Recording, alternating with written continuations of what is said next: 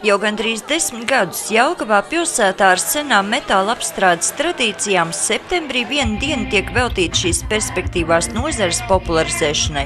Jau tradicionāli metāla apstrādes dienā notiek metinātāju konkurss, kura dalībnieki sacenšas par hameleona masku. Jā, tas ir sacensības starp divām komandām, tā teikt, bet vienalga. Galvenā balva ir maska hameleons un dabūs tikai viens cilvēks, diemžēl. Bet, principā, tā teikt, es esmu no mācību iestādes Sija Madara. Un šodien, tā teikt, mūsu priekšnieks organizēja, tā teikt, tieši mums šo pasākumu, lai mēs varētu skolnieki savā starpā pacīnīties par masku un varbūt izcīnīt. Uzņēmēji šeit var atrast tieši to, kas ir nepieciešams viņiem. Tas ir darba spēks. Šeit metinātāji šajā teltī sacenšas par balvu, kurš būs labākais metinātājs šajā dienā. Tātad šeit ir daudz metinātāji, kuri strādā. Septembrī jauno mācību gadu uzsāk arī Zemgales reģionālais kompetenču attīstības centrs, kas kā alaži piedāvā plašas izglītības iespējas visdažādākā vecuma cilvēkiem, bet tiem, kuri lēmumu jau pieņēmuši, tā bija iespēja iegūt 10% atlaidi mācību maksai. Man ir liels prieks, ka šogad mēs esam izgājuši ļoti plašas auditorijas priekšā, visas pilsētas iedzīvotājiem nesam šo te informāciju, un šodienas moto mums ir uzzini darot, jo metāla apstrādes dienas mērķis ir tātad celt godā šo te metāla apstrādes jomā strādājošo arodus, un lai mēs varētu kļūt arī kā pilsēta, kas ir metāla apstrādes pilsēta, mums ir jādomā, kā piesaistīt šo te interesi tehniskajām un inženieru zinātnēm jau no agra vecuma. Ko interesantu metāla apstrādes dienā varēja atrast arī tie, kuri vienkārši vēlējās atpūsties kopā ar ģimeni. Uzvaras parkā varēja iemēģināt neierastus no metāla darināmus braucamrīkus, kā arī aplūkot dažādus tēlus, kas izgatavot no savu laiku nokalpojušām detaļām. Es jau no bērnības ar metālu nodarbojies, man patika motociklus taisīt, pārtaisīt savādāks, ne tā kā citiem. Jo man laikam tā domāšana nedaudz atšķirās. Man gribās kaut ko savādāku. Es daudz ko redzu savādāk varbūt nekā citi. Un vienkārši tas, par to es esmu mācījies, to es varbūt esmu strādājis, un tāpēc arī radās brīvs laiks un kaut kādu pamazām sāk kaut ko darīt, kamēr tā pārvērtās par tādu tā kā slimību vājību. Robotu paraugu demonstrējumus rādīja Rīgas Tehniskās universitātes robotikas klubs. Mēs šeit rādām Rīgas Tehniskajā universitātē tapušas robotus, to, kā tie darbojas. Tie ir radīti no metāla, atbilstoši šīm dienām.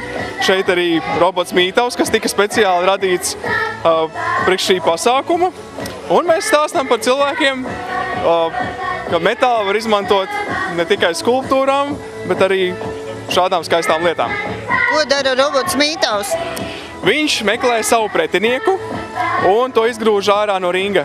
Būtībā tie ir sumo roboti, kas līdzīgi kā tradicionālajās Japāņu sacensībās viens otru cenšas izgrūst ārā no ringa. Tas, kurš pirmais izkrīt, tas zaudē. Jā, interesanti taču, kā cilvēki strādā, ko viņi māka, kādi aprīkojumi tagad ir, interesanti, jā. Bet tiem, kam inovatīvie produkti šķiet pārāk sarežģīti, bija iespēja uz vaigi iegūt profesionāļu rokas radītu zīmējumu un palūkot bērnu jauniešu centra kolektīvu priekšnesumus. Šogad līdz ar tradicionālo metāla apstrādes dienu pirmoreiz notika arī metāla mākslas simpozijas. 8 telnieki no Latvijas un Lietuvas pie lielformāta vides objektiem gaismekļiem strādāja jau kopš 2. septembra, bet sestdien visas dienas garumā ik viens varēja vērot, kā milzu metāla skulptūras tiek uzstādīts Uzvaras parkā. Tas ir kaut kāda būtne, kura vēro cilvēkus, kas iet pa taku. Es ceru, ka būs beigās virs takas.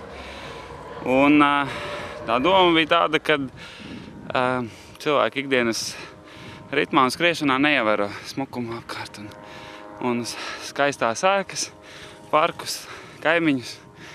Un šis priekšmets ir kaut kāds pārspīlēts, kaut kāds pasaku tēls, kas ir izlīdis ārā un pievērš uzmanību neparastajam riņķī.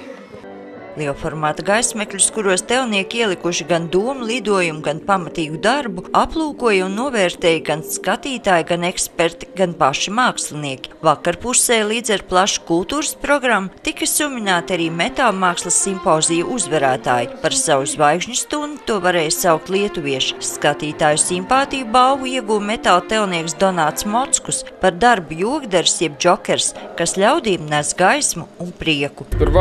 Я подумал про материал. Es padomāju par materiālu. Būdams Lietuvā, es nezināju, kāds tas būs. Es varēju pats izvēlēties un izdomāju paņemt no metālūžņiem. Tur jau var atpazīt dažādas lietas. Nu, lūk, un šis otrais izmantojamās lietas man lika tēlu veidot tādu smieklīgu. Savukārt ekspertu simpātijas izpelnījās Aļgirdas Kuzma ar darbu ūdenskritums, bet paši mākslinieki par labāko atzina trešo lietuviešu telnieku Kestuti Lanauski, iestājoties krēslai lielformāta skulptūras pārvērtās gaismekļos, kas turpmāk Jelgavniekus priecēs arī ikdienas gaitās. Vispār varētu būt gan, jo tas interesantāk un tomēr varēs turismam vairāk pievērsties. Brauks arī no citām valstīm skatīties, kas te notiek. Tā jau arī ir patiesībā, kā viņi saka. Varu tikai piekrist. Metāla mākslas simpozijas šogad notika pirmoreiz, bet nākotnē gluži tāpat kā ledus un smilšu skulptūras, arī metāla darbi būs ikgadējs pasākums, un tas nozīmē, ka Jelgava ir pakāpusies vēl solīt tuvāk skulptūru galvaspilsētas titulam.